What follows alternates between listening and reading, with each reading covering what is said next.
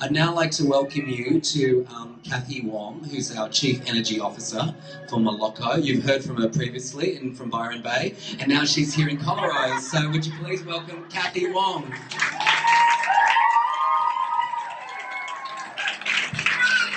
Well, can anything else happen tonight? So thank you so much for your patience, everybody. And thank you, Dina. Dina is an amazing, amazing woman. If you want to know anything about how to create beautiful, happy families, Dina's your girl. She's a specialist and expert in that area. And I know that, Dina, you don't speak Indian naturally, right? You had to actually consult with your dad for that. So that is really amazing. So thank you. Because there was absolutely no way, I'm going to say that again, that I was going to speak Indian tonight. So there we go. So anyway, look, welcome, Namaste, to all of you who've come. I'm just totally amazed at how many people. We've actually had to turn people away today, right up until 5 p.m. So that's pretty exciting. And, I know that there are so many other places you could be, at tonight. I mean, you could be at home, maybe, cutting your toenails or sorting out your panties drawers, So I really appreciate that you've actually, come here tonight. And Avi, I can see you over there. The renter crowd has become so much more sophisticated these days, hasn't it? Yeah. So why are we here? Well, look, we're here for a night of celebration. We're here for a night of connection. We're here for a night of hope. And mostly, very importantly, we're here because we're all here. The people that are meant to be here are the ones that are here, and it's all about community. At the end of the day, everything that we do is about that, and that's something I'm very, very passionate about, as I know that all of you who are here are very much that case too. So it's been about 14 months now since Moeloco started, and it's been quite an incredible journey. It's been a journey of so many incredible experiences.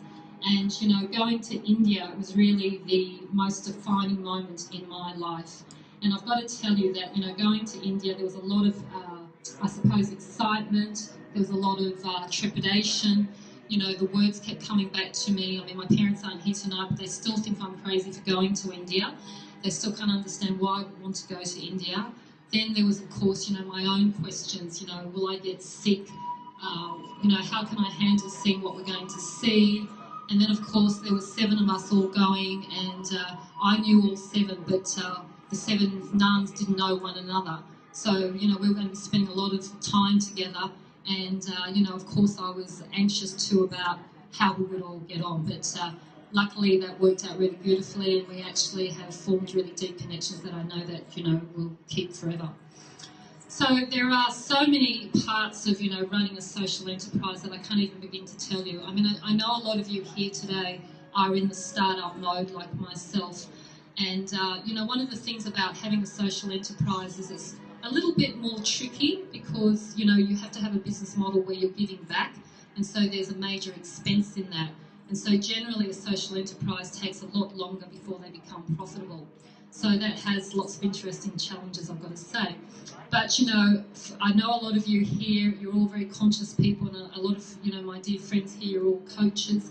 And I've got to say that running a social enterprise is probably the best personal training course you could ever go on, But I just want to quickly now share with you, I suppose, my experience of India, because there are so many stories I could share with you, and we haven't got all night. So I'm just going to share with you there was 2 days when we were on this trip together that were probably the most hardest days for us. And Ali's going to talk about that in a moment. That was the Hope Hospital, and the other one was going to the rubbish dump. I don't know if anyone's ever been to a rubbish dump. It's really quite an interesting experience. All of us as a team were actually quite anxious about going because of all the stories we'd heard. We were told that we needed to take masks with us. We were told that, take something to put into your nose so that you don't actually, faint from the smell. So there's a lot of trepidation, but we wanted to go. We wanted to see for ourselves. So we ended up going to the Bagar rubbish dump, which is actually about 45 minutes out of Calcutta. I don't know if anyone's been to Calcutta here, but Calcutta has a population of like 14 million people. So it's got it's one of the 10 most populated cities in the world. And Calcutta is actually known, the United Nations have actually said that it's the most dangerous city in the world for young girls. And I don't know if any of you recently saw the latest statistics around slavery, and I was absolutely amazed because I didn't know this even having gone to India, that actually India tops the cake as they're the top of the list for the country with the most amounts of slaves in the world. And can you guess what that figure is? That figure is 20 million people. The second group on the list is China with 2 million, and I didn't even know China had slaves, but so they're way ahead anyway. So anyway, back to my story about the rubbish dump. So we travelled for about 45 minutes in 2 vehicles, and it was actually a very, very grey sky. It was extremely hot. We were all in this meltdown mode. And I can remember as we were driving through the outskirts to approach the dump, there was the usual chaos that you see in India. However, this was a little bit different because the streets were just lined with rubbish everywhere. And as we started to move into the actual entrance to the rubbish dump, the dust that was starting to gather was just unbelievable. We were just in this amazing dust storm. So anyway, the vehicle stopped and we put on our masks and we stepped out of the car, and suddenly was another big white dust storm, and these children just ran out, lots of little children from I don't know where, just absolutely almost white from the dust, wearing no shoes but with the biggest smiles on their face. And through all this dust was their beautiful teeth and their beautiful eyes just shining out at us. And then the other thing that we were greeted with, apart from the smell, which made you want to gag, was these wild pigs everywhere. They were just everywhere. And then there was just towers and towers of rubbish piled up everywhere we could see. And there was this incredible red blood sun trying to shine out from the grey skies. So it was a very surreal situation, something like out of Harry Potter or Lord of the Rings, you know. So we then started to walk up towards the top of the dump, because this dump is 1 kilometre in radius. We wanted to get more of a feeling of the area that we were dealing with. And everywhere we could see families just camped on the rubbish. And we could see little piles of rubbish all over the place, which were neatly enclosed with cloth. People had obviously picked up this rubbish and had claimed it as their stake, because these people are called the rag pickers, and they actually go all day for maybe 8 or 10 hours a day looking for rubbish, looking for something they can eat or looking for something that they can sell. And the average rag picker would make 2 rupiah a day, which is like 50 cents Australian. And then the other thing that happened was there was trucks constantly going by every few minutes, and also, you know, with rubbish, also causing, you know, lots and lots of dust everywhere. So I think we were there for about 45 minutes or so, and we thought, right, time to go home. So we got back in our vehicles, and the children actually chased our vehicles, waving to us, which was beautiful. But I remember going home that night to the hotel, and I started getting really quite funny in my throat, and I started coughing up just black gunk. It was disgusting. And about a week later, I had a really severe chest infection that I actually had to end up getting antibiotics. I normally don't like getting antibiotics, but it was just so severe I had to do that.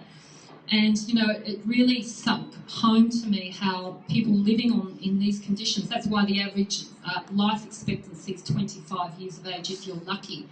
And I thought, you know, my God, I was only out there for like 45 minutes or an hour, and I feel so bad already.